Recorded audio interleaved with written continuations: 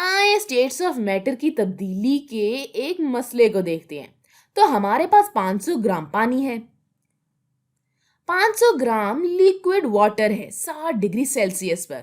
اب میرا مقصد اسے 0 ڈگری سیلسیس تک پہنچانا ہے، اور میں یہ اس طرح کرنے جا رہی ہوں کہ میں اس میں برف ڈال رہی ہوں، اور اس 500 گرام پانی میں چلے کہہ لیں کہ میرے گھر کی جو برف بنانے والی مشین ہے نا، وہ 10 ڈگری سیلسیس پر برف بناتی ہے۔ میرا سوال یہ ہے کہ مجھے کتنی برف کی ضرورت ہے، یعنی کتنی گرام برف کی ضرورت ہے مجھے اس 500 گرام پانی کو 0 ڈگری سیلسیس تک لانے کے لیے۔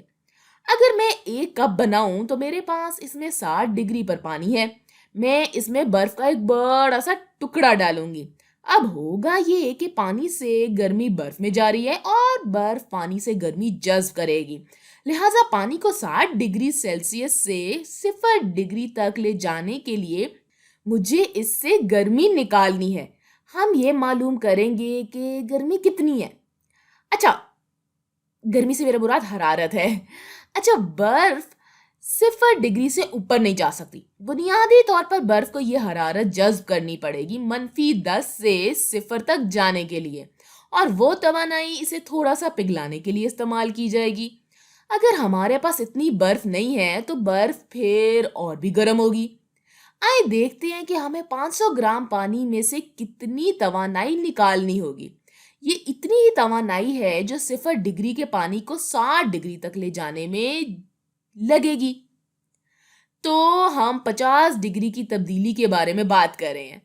پانی سے توانائی یا حرارت جو نکلے گی وہ پانی کی اسپیسیفک ہیٹ ہوگی، 4.178 جولز پر گرام کیلون، اور ہم جانتے ہیں کہ پانی 500 گرام ہے، اور پھر اس کو ہم ضرب دیں گے درجہ حرارت کے فرق یعنی کہ 60 ڈگری سے۔ میں اسپیسیفک ہیٹ کو اس لیے استعمال کر رہی ہوں چونکہ ہمارے پاس لیکوڈ ہے۔ چلیں اس کا جواب دیکھتے ہیں۔ اچھا، یہ 60 ڈگری کیلون یا 60 ڈگری سیلسیس کچھ بھی ہو سکتا ہے، اس سے کوئی فرق نہیں پڑتا۔ تو ہمارا جواب آتا ہے یہ 1,25,340 جولز۔ تو یہ حرارت کی مقدار ہے جو آپ کو نکالنی ہوگی پانی کو 60 ڈگری سے 0 ڈگری تک نیچے لانے کے لیے۔ بنیادی طور پر ہماری برف کو اتنی توانائی جذب کرنی پڑتی ہے۔ 0 ڈگری سے اوپر جانے کے بغیر تو اصل میں برف کتنی توانائی جذب کر سکتی ہے؟ چلیں اس کو نا ایکس کہہ لیتے ہیں۔ تو ہمارے پاس ایکس گرام برف ہے، یہ -10 ڈگری سے شروع ہو رہی ہے۔ تو جب برف کا یہ ایکس گرام -10 ڈگری سے 0 ڈگری سیلسیس تک گرم ہوتا ہے تو یہ کتنی توانائی جذب کرے گا؟ -10 ڈگری سیلسیس سے 0 ڈگری تک جانے کے لیے برف کے ذریعے جذب ہونے والی حرارت برابر ہے برف کی اسپیسیفک ہیٹ کے، جو ہے 2.05 جولز فی گرام کیلون، جو ملٹیپلائی ہوگا برف کی مقدار ایکس سے، اور یہ ملٹیپلائی ہوگا حرارت میں تبدیلی یعنی کہ 10 ڈگری کیلون سے۔ میں یہاں کیلون لکھ سکتی ہوں اس لیے بھی تاکہ یہ کینسل آؤٹ ہو جائے اور یہ گرام گرام سے کینسل ہو جائے۔ تو 2.05 کو 10 سے ضرب دیں یعنی ملٹیپلائی کریں تو جواب آئے گا 20.5۔ یہ ملٹیپلائی ہو رہا ہے ایکس جول سے۔ یہ -10 ڈگری سے 0 ڈگری تک کی کیلکولیشن ہم کر رہے ہیں۔ جب برف 0 ڈگری پر آئے گی تو مزید توانائی جذب کرے گی۔ اس سے پہلے کہ اس میں پگھلنے کے ساتھ ساتھ حرارت بڑھتی جائے، یاد کریں جب میں نے فیز چینج ڈائیگرام بنائی تھی تو برف کچھ توانائی حاصل کرتی ہے اور پھر گراف مزید اوپر نہیں جاتا، اس کا کرسٹلائن سانچہ ٹوٹ جاتا ہے، تو یہ توانائی کی مقدار برف جذب کر سکتی ہے۔ تو 0 ڈگری برف سے 0 ڈگری پانی تک جانے کے لیے جو توانائی چاہیے ہوتی ہے اسے ہم میلٹنگ ہیٹ کہتے ہیں۔ یہ 333 جولز فی گرام ہے۔ یہ 333.55 جولز گرام ملٹیپلائی ہوگا ایکس کے ساتھ۔ ہمارے پاس گرام گرام سے کینسل ہو جائے گا تو ہمارا جواب 333.55 جولز آیا.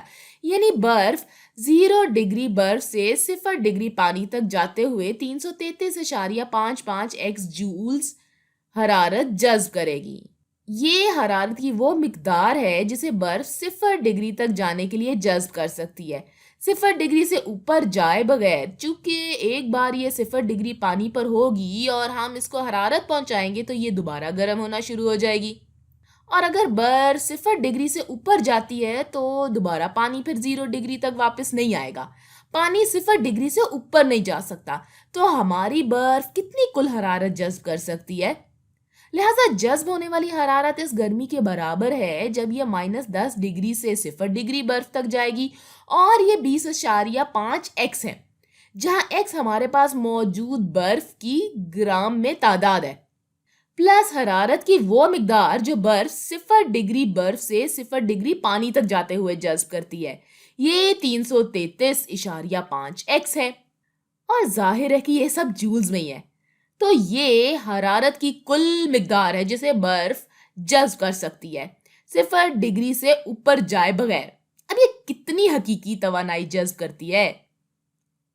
اسے اس تمام یعنی 1,25,340 جولز توانائی کو پانی سے جذب کرنا ہوگا. یہ توانائی کی مقدار ہے جو نکالنے سے پانی 0 ڈگری پر آ جائے گا.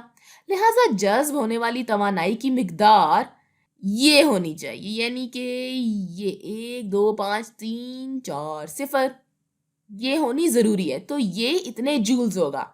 ہم یہاں ان دونوں چیزوں کو جمع کر دیتے ہیں. یعنی 20.5 ایکس پلس 333.55 ایکس یہ برابر ہوتا ہے 354.05 ایکس کے. تو 354.05 ایکس برابر ہے 1,25,340 کے. تو ایکس برابر ہوگا یہ، ہم اس کو سے تقسیم کر دیں گے تو جواب آئے گا 354.02. تو یہ بات دلچسپ ہے. میرے پاس 500 گرام لیکوڈ تھا. ایسا معلوم ہو رہا تھا کہ ہمیں پانی کو 0 ڈگری تک لے جانے کے لیے بہت ساری برف چاہیے. ہمارے پاس پانی 500 گرام ہے، تقریباً ½ پاؤنڈ، اور ہمیں برف 354 چاہیے. تو دراصل ہمیں پانی سے کم برف چاہیے، جو دلچسپ ہے چونکہ ایسا لگتا ہے کہ برف درجہ حرارت میں اتنی بڑی تبدیلی نہیں لا رہی ہے. برف صرف -10 سے 0 ڈگری تک جا رہی ہے، جبکہ پانی 60 ڈگری سے 0 ڈگری تک جا رہا ہے. آپ سوچ رہے ہیں کہ یہ کیسے ہو رہا ہے؟ اس کی وجہ یہ ہے کہ برف اتنی توانائی پوٹینشیل انرجی کی صورت میں جذب کر سکتی ہے جب یہ پگھلتی ہے.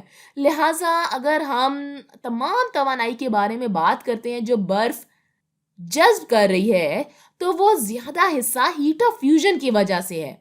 ایسا بھی ہوتا ہے کہ ہمارے پاس 0 ڈگری پر برف ہو سکتی ہے اور یہ تب بھی توانائی کی بہت بڑی مقدار پگھل کر جذب کر لیتی ہے، یہاں تک کہ اس کا درجہ حرارت تبدیل نہیں ہوتا.